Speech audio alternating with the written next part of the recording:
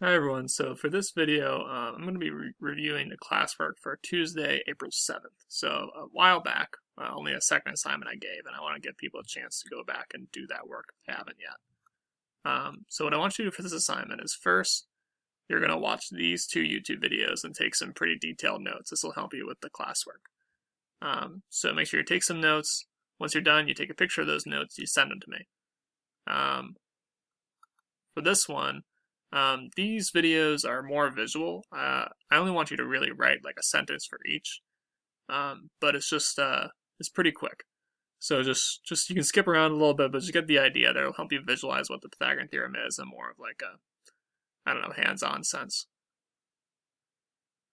Now we got these three problems here. To help you with these three problems, I think you guys should go back to the video I made for April 6th. So one day before this assignment.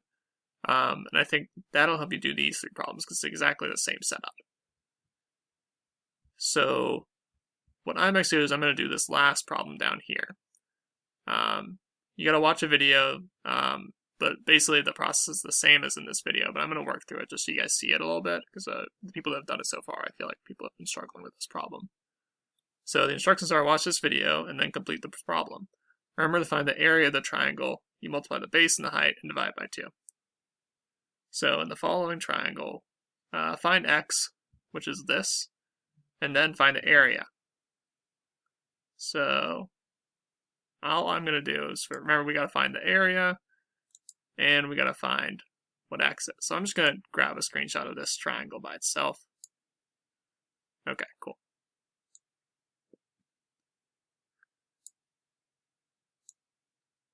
Okay, so remember the area is like, you know, the shaded region of the triangle. So we want to find out how much space this triangle takes up. And to do that, the formula for area is that area is equal to 1/2 times the base times the height. And what I like to do for that is I like to just say, well, it's just the base times the height. So base times height divided by 2. So for this triangle, we actually know what the base is. The base is the bottom piece. But the height isn't the square root of 52. It's this x. It's the height is how tall it is. So that's why in the instructions I said we have to find x first. So first let's find x. What might look a little tricky here is that, well, how do you get that? And the answer is going to be we're going to use the Pythagorean Theorem to solve this. What I want you guys to do is realize that this is basically a right triangle here. And if I outline it, use my highlighter. If I outline our triangle, we got it goes straight down like this, goes over, and it goes over like that. So now let's just focus on the yellow triangle I highlighted. We got a right angle here, and we just split it in two. So there are two right triangles. Right angle here, then we got this side is a square root of 52. This whole base is 8. But really from here to here, that's only 4. Half of 8, because 8 is the whole way across. And we know this is equal sides here, because one, it says these two angles are equal, and also it says these two sides are equal. So you know that this is an isosceles triangle, which means that it's symmetrical about throughout the middle. And that'll be important because we'll get triangles that aren't isosceles. We'll have to know what to do for those. But that'll be another day's work. So what we have here is we have this hypotenuse here is a square root of 52. For this, I don't want you to just say it's 52. That's not really right. The square root of 52, if you want to like think about what that actually is, you could just punch into your calculator and get a decimal. But let's just think of this. Like if it's the square root of 49, for instance, is 7, and the square root of 64 is 8. So we know what's in between 7 and 8. So it's probably like 7.2 or something like that. And I can just pull out my calculator. Let's see if I'm actually right. So what was it, 52? 52 square root. See, and I'm right. So you can actually, like, if you know your perfect squares, you can guess you can guess square roots to 1 sig fig pretty easily. Well, to 2 sig figs. So, all right, let's go back to this problem. We're trying to find x. let's figure out, well, what's the Pythagorean theorem? The Pythagorean theorem is a squared plus b squared equals c squared. So we know we eventually have to find the area, so I'm going to box this off for now. We'll come back to that. Because we don't know what the height is. We're going to find the height. That's our x. Okay. I'm going to switch to a color. Different colors, so this is a little bit... Okay. So we know this is 4. Well, C is always across from the right angle. So I'm going to say this is C. So the square root of 52 is C.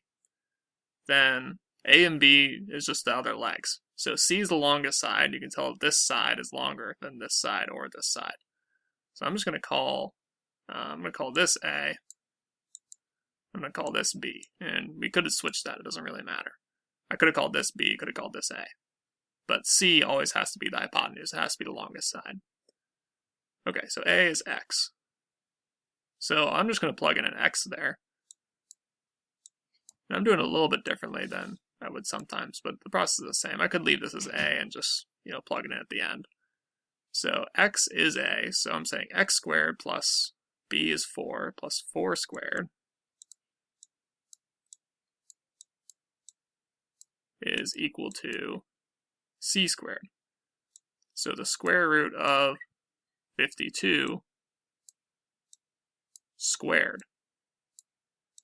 So if you remember from earlier videos, squaring and the square root are kind of opposites and they cancel each other. So an interesting thing that happens here is that the square and the square root cancel each other out. And for this next line, x squared is still x squared. What's 4 squared? What's 4 times 4? That's 16. But the square root of 52 squared is just going to be 52. So that's kind of the big jump here. Now, if we're trying to get x squared by itself, we know we got to get rid of this 16. So let's do minus 16 minus 16. This cancels. So x squared is equal to, because this canceled, 52 minus 16. So what do we get for that? Let's see. Cross that out, make that 4. Make this a 12. What's 12 minus 6? That's 6. And what's 4 minus 1 is 3.